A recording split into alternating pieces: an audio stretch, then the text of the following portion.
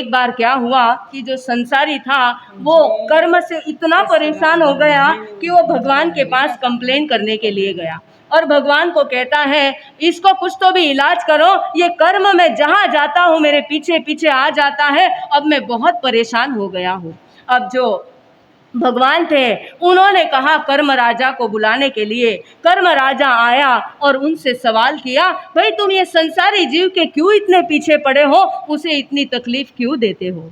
तब कर्म राजा कहता है, देखो भगवान, मैं ऐसा वैसा नहीं हूँ, मैं बड़ा ही खानदानी व्यक्ति हूँ।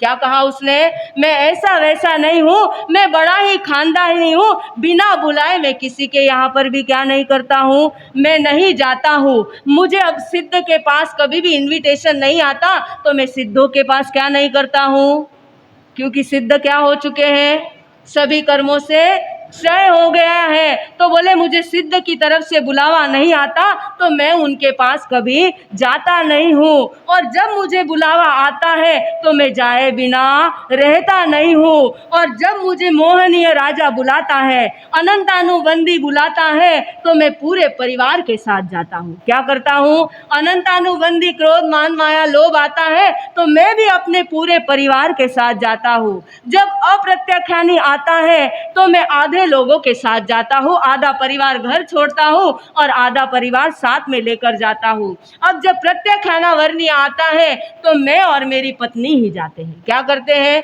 मैं और मेरी पत्नी ही। जैसे आपके यहाँ इनविटेशन होता है ना शादी का, शीघ्र न्योता दिया है, सिर्फ कपल को बुलाया है। अब ये मोह राजा जो कर्म राजा है वो भी ऐसे ही आता है, जैसा तुम बुलाओगे वैसा।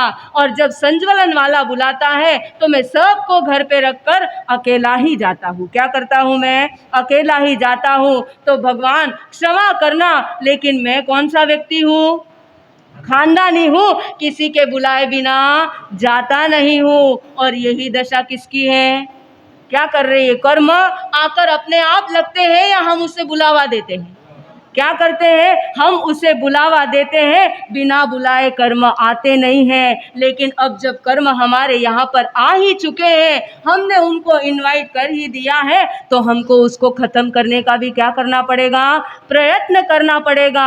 और इस प्रयत्न करने के लिए जो रोज़ गीत हम गुनगुनाते हैं वो गीत गुनगुनाना है, कौन सा है, मैं कर्म दशा समझूं ऐसी सोच भर देना, मैं कर्म दशा समझूं ऐसी सोच भर देना, मैं मस्त रहूं हरदम ऐसी सोच भर देना, मैं मस्त रहूं हरदम ऐसी सोच भर देना, मैं कर्म दशा समझूं ऐसी सोच भर देना, मैं कर्म दशा समझूं ऐसी सोच भर देना।